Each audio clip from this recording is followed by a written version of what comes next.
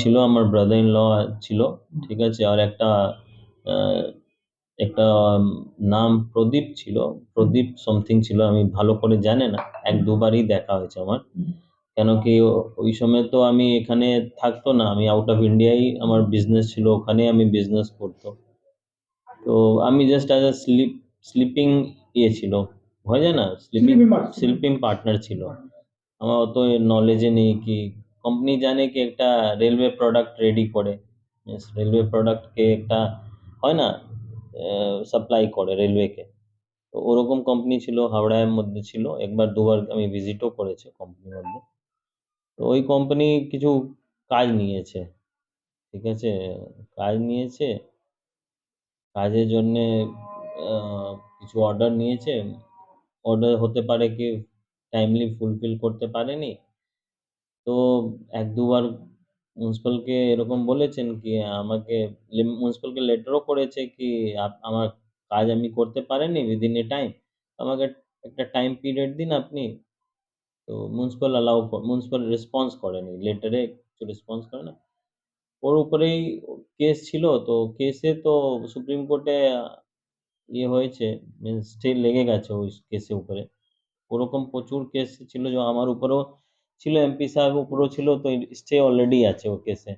ওই কেসের উপরে আগেও আমার ডিডি অফিসে এ করেছে, মিনস ডেকেছিল, দুবার ডেকেছে, দুবার ডেকে 4-5 ঘন্টা বসিয়ে এরকম ওরকম খবর নিয়েছে। আমি বলেছেন আমি এই কোম্পানি ব্যাপারে, কোম্পানি কি কাজ করেছে এই ব্যাপারে আমি খুব ভালো করে আপনাকে ডিটেলে আমি কিছু বলতে পারবো না, কেন কি কি আমি তো স্লিপিং পার্টনার ছিল, আমি তো পুরো অ্যাক্টিভ ছিল না, আমি আউট অফ ইন্ডিয়ায় ছিল, তো আমি খুব ভালো করে আপনাকে হেল্প করতে পারবো না।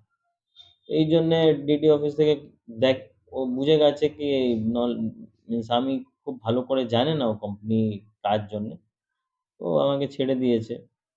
ওর বাদ ফির এমপি সাহেব তো যে সময় টিএমসি গিয়েছে, তো ফির ওরকম কিছু হয়নি। আজকে ফির ইলেকশন হবে, 1 বছর আছে, তো 1 বছরের মধ্যে এরকম প্রচুর নোটিশ আসবে, প্রচুর এরকম হ্যারাসমেন্ট হবে, তো আমিও মেন্টালি পুরো রেডি আছে কি ইভেন জেলও যেতে হবে আমাকে, এরকমও সিচুয়েশন আসবে, হ্যারাসমেন্টও হবে, জেলও যেতে হবে। কেন অপোজিশন পার্টি এ করলে আপনাকে, অপোজিশন পার্টির মধ্যে থাকলে আপনাকে সবকিছু ফেস করতে হবে। আপনি হাজিরা দেবেন?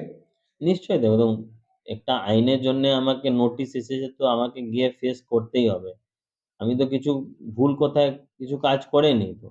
আইনের মধ্যে কাজ করেছে। হতে পারে কি ভুল হয়েছে একটাই কথা, কি কোম্পানি টাইমলি কাজ ফুলফিল করতে পারেনি। আর আমার ভুল ছিল কি আমি ওখানে 100% সময় দিতে পারি না, প্রেজেন্ট না ছিল, আমি আউট অফ ইন্ডিয়ায় ছিল। তো আমি কোম্পানি ব্যাপারে খুব ভালো করে বিনা জেনে আমি ওখানে পার্টনার হয়ে গেছে।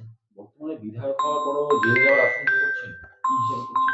দেখুন, বিধায়ক হলে, ইন্ডিয়ার মধ্যে আপনার নেতা হলে আপনাকে জেল যেতেই হবে। বড় বড় নেতা গিয়েছে, যে নেতা না ছিল, যে দেশের জন্য কাজ করেছে, মহাত্মা গান্ধী, মহাত্মা গান্ধীর মতন লোককে যেতে হয়েছে, তো আমি তো একটা, আমি বলি আমি কমন ম্যান আছে, আমাকেও যেতে হবে।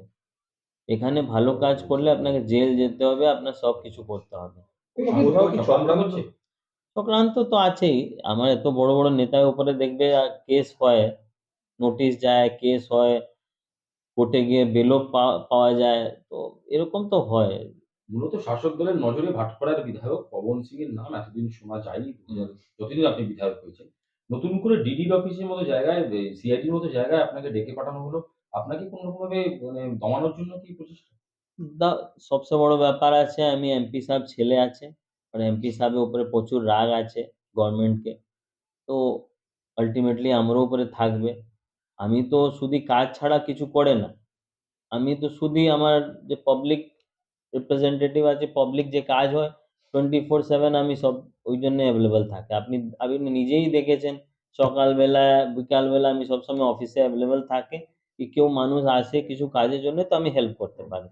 100% তো আমিও ফুলফিল করে না সবাইকে, লেকিন যত আমার সাইড থেকে আমি করতে পারি নিশ্চয়ই করে। তো এরকম তো আমি আমার তো কখনো আমি রুলিং পার্টিকে ডাইরেক্ট আমি কিছু বলেনি না কিছু করেছে। লেকিন হতে পারে এমপি সাহেব ছেলে হলে আমাকে এসব ফেস করতেই হবে। হ্যাঁ, রাখতেই হবে। রাখবেই, নিশ্চয়ই রাখবে। কালকে ভাটপাড়ায় একটা সবচেয়ে বড় মিন্স পুরো লোকসভার মধ্যে একটা ভাটপাড়া একটা টার্গেট আছে, আজকে না 2019 থেকে টার্গেট আছে।